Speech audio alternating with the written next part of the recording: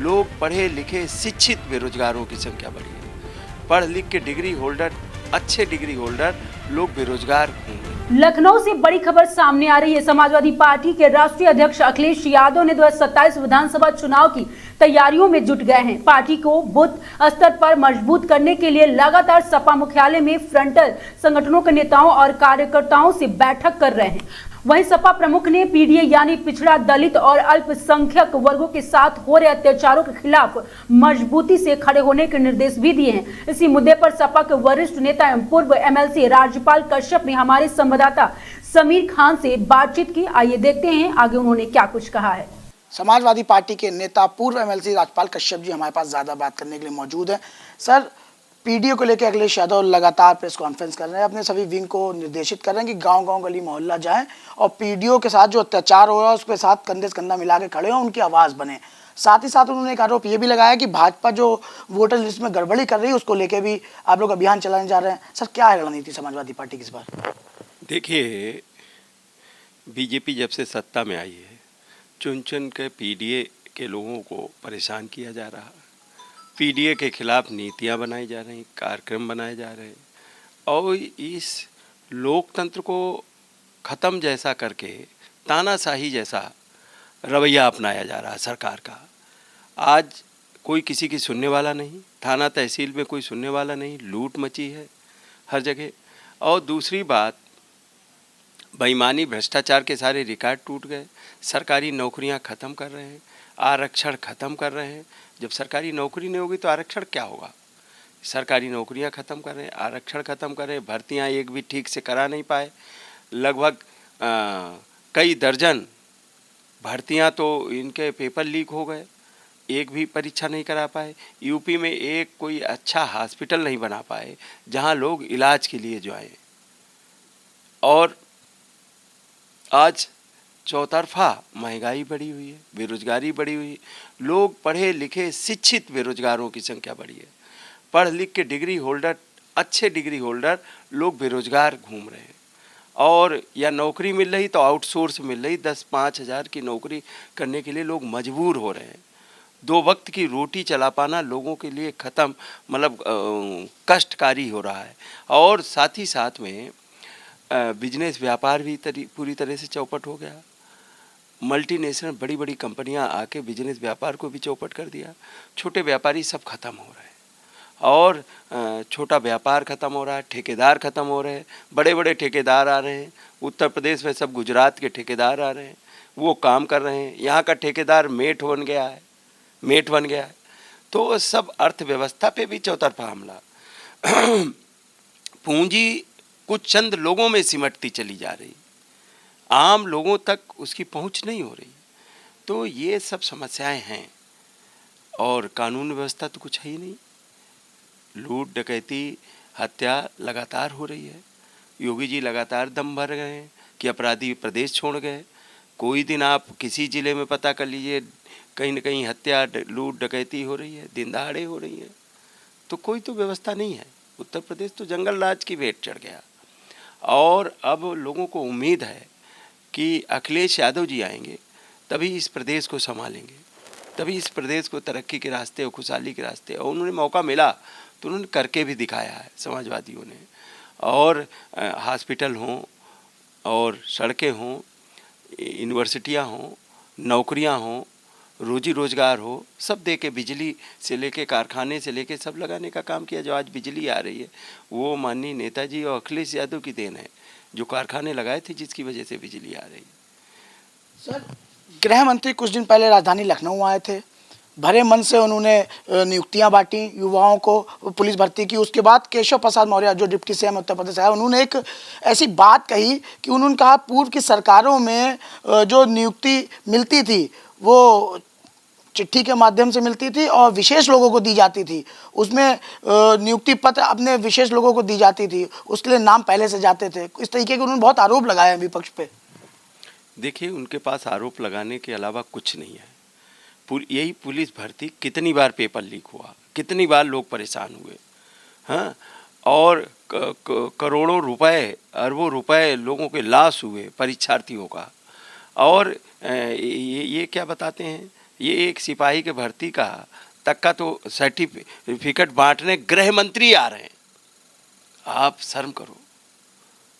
और ये शो कर रहे हैं कि मैंने नौकरियां दे दी। अरे आप शर्म करो। ये पहले तो छोटे मोटे काम में तो कोई जाता भी नहीं था, अब तो ये शौचालय का उद्घाटन कर रहे हैं, शौचालय पे तख्ती लगवा रहे हैं मंत्री बड़े बड़े। आप देखिए यही लोक भवन है, कितना शानदार लोक भवन माननीय अखिलेश यादव जी ने बनवा खड़ा किया। किसी की मूर्ति उर्ति नहीं लगवाई थी, इनको कोई जगह नहीं मिली तो मूर्ति लगवा दी। इकाना हॉस्पिटल वो बना के स्टेडियम खड़ा किया, इनको नहीं कुछ मिला तो नाम बदल दिया। आप बगल में एक फिनिक्स मॉल जो है, अच्छा सा मॉल तैयार किया था जो सरकारी था, नहीं चला पाए, बेच दिया। हाँ, शानदार मॉल। नदी लखनऊ में रिवर फ्रंट, इतनी शानदार रिवर फ्रंट बनाई थी माननीय अखिलेश, उसको बर्बाद कर दिया। तो ये तो चीज़ों को बर्बाद कर रहे हैं। कैंसर का इतना बड़ा हॉस्पिटल, क्यों कैंसर की बीमारियां बहुत होने, कैंसर का बहुत बड़ा हॉस्पिटल बना रहे थे माननीय अखिलेश यादव जी ने, तय चला दिया था। आज वो चला ही नहीं पा रहे हैं। लोग कैंसर के पेशेंट पता नहीं बम्बई वो कहाँ कहाँ जा रहे हैं। इसीलिए कैंसर का हॉस्पिटल बनाया था कि जिससे किसी को किसी दूसरे मुल्क में प्रदेश में न जाना पड़े, लेकिन आज नहीं चला पा रही है। आप बताइए, कोई तो काम नहीं ठीक से कर पा रहे। माननीय अखिलेश यादव ने तो ITCT कितनी अच्छी डेवलप की, जहाँ HCL जैसी बड़ी कंपनी खड़ी की, जो लड़के बंगलौर में लखनऊ के नौकरी करते थे वो आज यहाँ आ गए। तो इनकी सोच, काऊ मिल्क प्लांट लगाने का काम किया, ये तो चला भी नहीं पा रहे। कन्नौज में लगा है, उसको चला भी नहीं पा रहे। गाय की बात करेंगे, लेकिन काऊ मिल्क प्लांट, अरे जब गाय का दूध बिकेगा तो गाय सब पालेंगे। तो ये तो इनकी सोच नहीं है। यहाँ अमूल प्लांट लखनऊ में लगाया, एक पराग का प्लांट बड़ा लगाया, तो ये तो लखनऊ में है। कितने का मेट्रो आज चली, जितना उन्होंने चला दी थी अखिलेश जी ने, उसका एक खंभा नहीं बढ़ा पाए।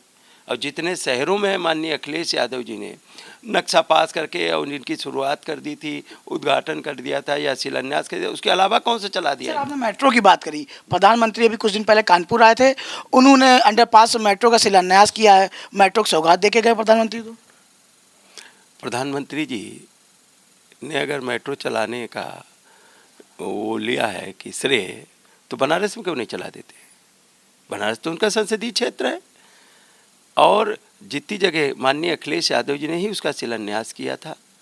हाँ, और उसका उद्घाटन वो किया था, और जितना माननीय अखिलेश यादव जी ने जहाँ तक पास किया था वही तो बना है।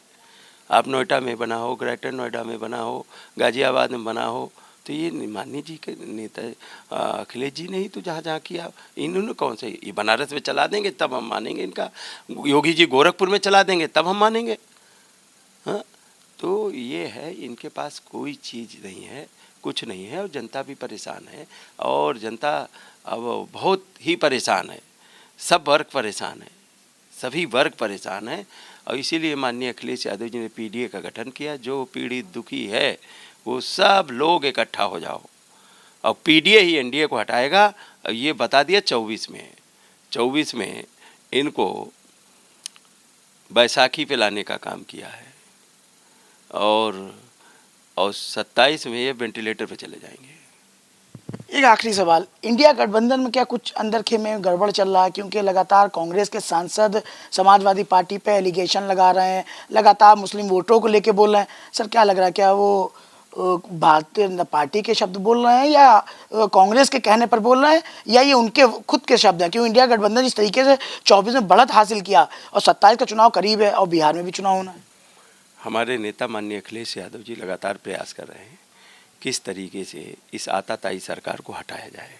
उसके लिए वो लगातार कह रहे हैं हमारा इंडिया गठबंधन है। अब उसमें कुछ लोग हैं जो हो सकता कहीं BJP से पोषित हो, नहीं चाहते हो कि इंडिया गठबंधन रहे।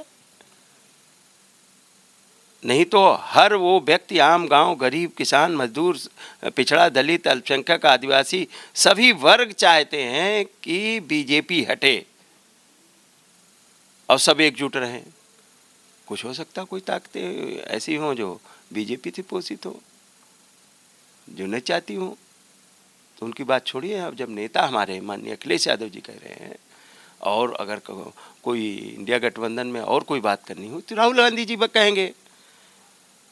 अब बीच के लोगों को क्या कहना। धन्यवाद हमसे बात करने। देखिए समाजवादी पार्टी के वरिष्ठ नेता राजपाल कश्यप जी, जिनका साफ तौर कहना है इस बार पीडीए भारतीय जनता पार्टी को उत्तर प्रदेश में उखाड़ फेंकेगा और 2027 में समाजवादी पार्टी की सरकार बनेगी, अखिलेश यादव मुख्यमंत्री बनेंगे। आगाज टाइम से मैं समीर खान, लखनऊ।